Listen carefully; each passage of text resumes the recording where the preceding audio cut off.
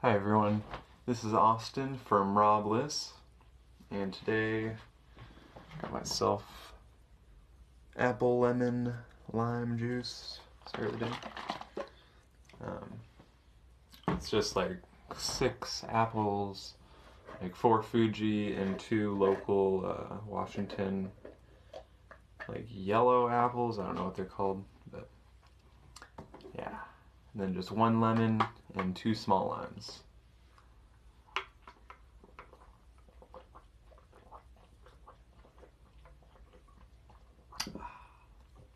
It's simple, it's easy, it's cheap, it's cleansing, it's satisfying.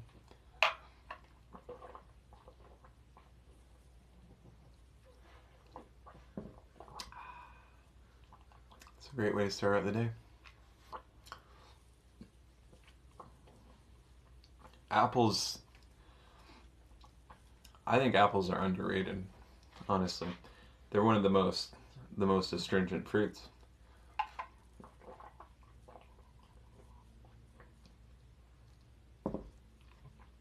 Subacid fruits.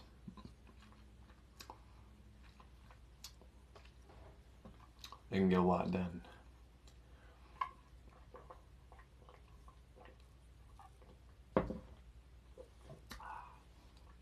Pull a lot of waste material out of you. So it's about 8:40 in the morning right now.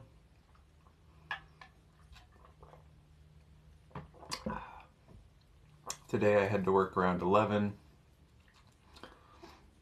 to catch my bus, and then I work 12 to 8:30. So I gotta get started a little early today to make sure I get my calories in, and then I'm energized for the day.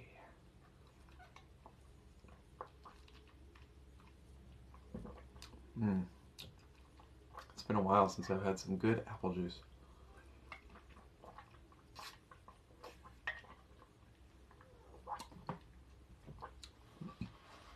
Should be a staple if you live in Washington. Apples everywhere.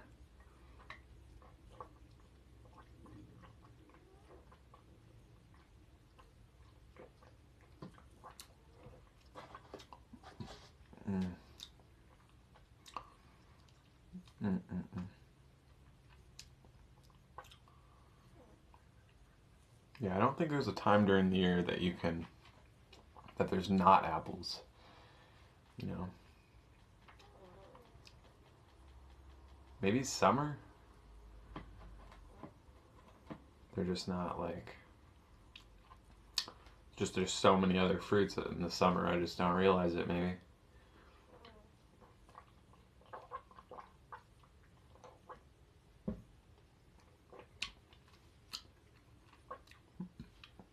Thing about apple juice, you're always going to get some foam.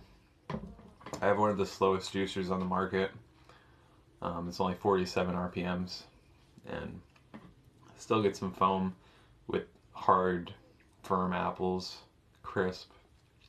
You know, never make apple juice with brown apples or grainy apples. It's not going to work. It's just going to turn into applesauce or a bunch of foam and pulp.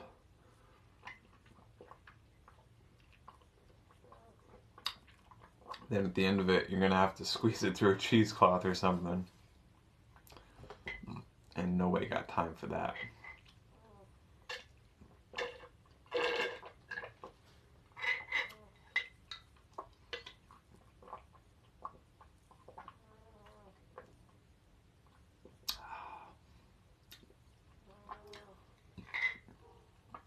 I might have to get some habanero. It's been a while since I put habanero in my apple juice. I used to love that.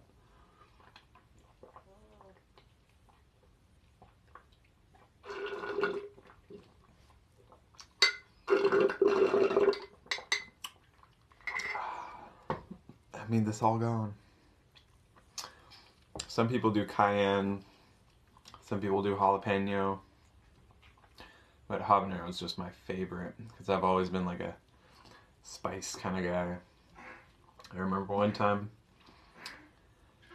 I was putting 4 habaneros in a liter of juice, and in a liter of apple juice, and I think I did it with orange juice too, because your tolerance just builds to it over time. It's amazing, but it really helps with anti-inflammatory properties and like just warming up your insides.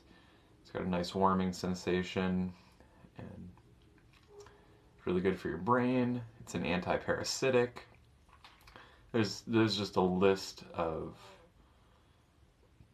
benefits that spicy peppers have. You know, they're one of the newer fruits, but the way they interact with humans is just so interesting. It's really interesting. It's actually like, it doesn't burn your tongue. Actually, it's like a brain reaction that tells your mouth it's on fire or something. But it's just crazy. So, anyways, that's it for my breakfast. I'll get back to you guys when I get home. I think I'll just bring some globe grapes to work again. Just a couple pounds of those. I'll just munch on those probably. And maybe eat something when I get home at 8:30 at night. Because it's going to be a weird day. Saturdays are always weird. So I'll see you guys later. Peace. Hey everyone, I'm back home. It's about 8:40 right now. And it's been a long day. Pretty much ate like just those 2 pounds of grapes. Then I had like maybe 10 dates throughout the day, just snacking on them. And then I gave out a lot to friends. I gave out like 8 of them. And I got some people, you know, some possible business for my friend Jonas, because they're the best dates in the world. Why would you not advertise that? Like, I know I would. So just had the apple juice in the morning, grapes and dates.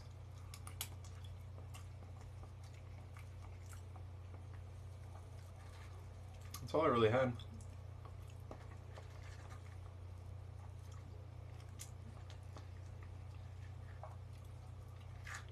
Thought there was something else. I guess not. Dates are the dates are like crack. Like, you don't want to stop eating them. They're so good. So yeah, I got some avocados. These organic equal exchange avocados, they're so buttery, so delicious. Like, they're the best. They're the best of the best. Well, maybe not the best of the best. I think the best of the best would be the Florida grown avocados. Over 50 varieties. I still can't believe that.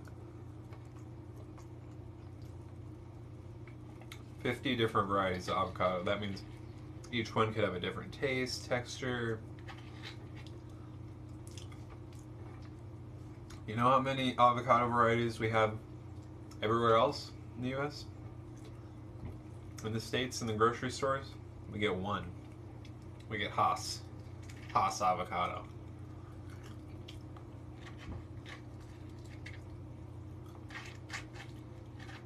How boring. How boring just having one variety of avocado. That's why we don't even know most of the fruits that are out there, because they only sell the standard like 30 fruits in the grocery store. Apples, bananas, oranges, pears, stuff like that, grapes. You know, people that know this stuff, but do they know true fruit? Is the question.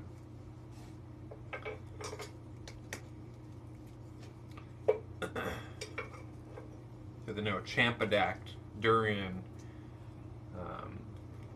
star fruit, velvet apple, black sapote.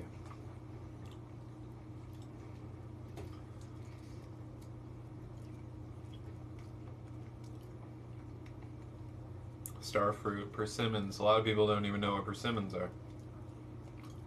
They're like, oh, I thought it was a tomato. Better than any tomato you'll ever have.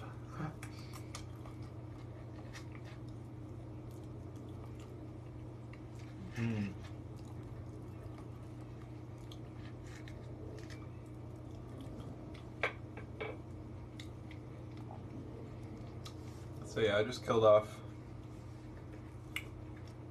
2 of these avocados. And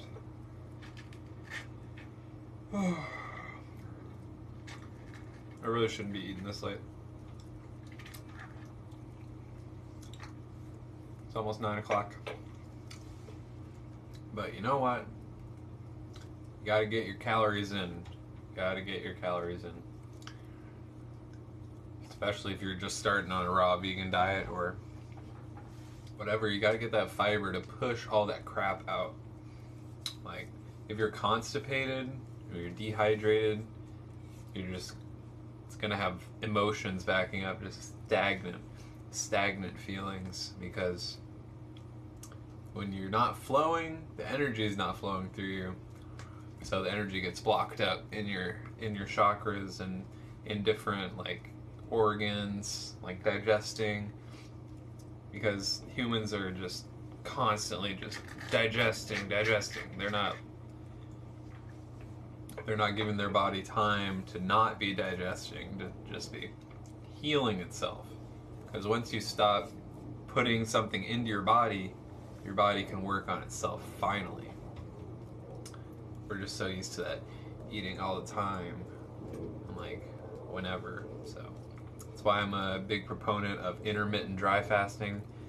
I think it's one of the most powerful healing tools that we have at our disposal, and people take so much advantage of it, like, or they underlook it so much. Like, when we sleep, it's like an 8-hour dry fast. It's a however long you sleep dry fast. And that's the only time that people are really getting their healing, because they're not extending that, or they're eating so early in the morning, having breakfast, they're breaking their fast super early. Like, you should not have breakfast ideally before 12. Like, 12 is when the sun's at the highest point, so your digestion's going to be at its best at noon. They call it solar noon, or whenever the sun's at its highest point. That's when your digestion's going to be the best. Have your biggest meal at noon or at midday around like 2.